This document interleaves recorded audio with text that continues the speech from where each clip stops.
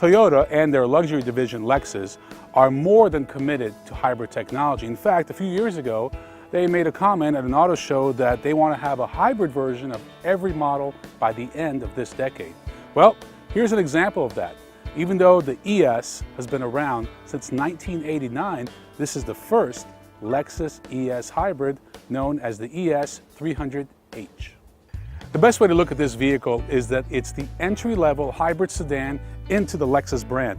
Now, there was another vehicle known as the HS 250 Hybrid, and that car just didn't do very well. Primarily, it just didn't meet the needs and wasn't cost-effective.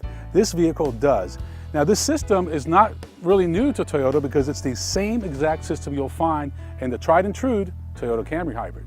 When you combine the electric motor and the gasoline motor of the ES 300H, you have a net horsepower of 200. One of the drawbacks of any hybrid vehicle is finding where to put the battery packs. Lexus has chosen to put it behind the back seat. You lose about 3.5 cubic feet of space, but you know what? There's still plenty of room in here.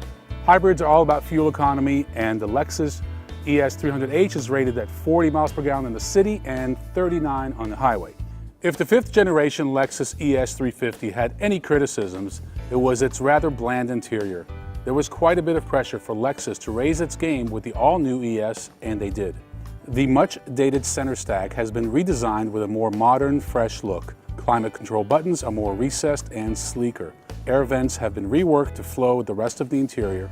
All ES models receive the 2nd generation remote touch interface, which is proving to be one of the most user-friendly systems on the market today. Last but not least, the seats have been dramatically improved. Thanks to standard 10-way power driver seats, all drivers can get to proper driving position.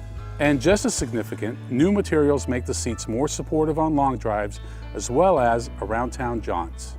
They have done a real nice touch. All the new hybrids from Lexus have this bamboo treatment with the steering wheel and the door panels, and it really kind of adds a certain element of being in touch with nature and doing something green. After all, bamboo is a grass. This car is somewhat fun to drive for what it is. It's a hybrid, so it's all about saving money on gas, but the bottom line on this car is we like it. We think you should consider some other vehicles in the segment.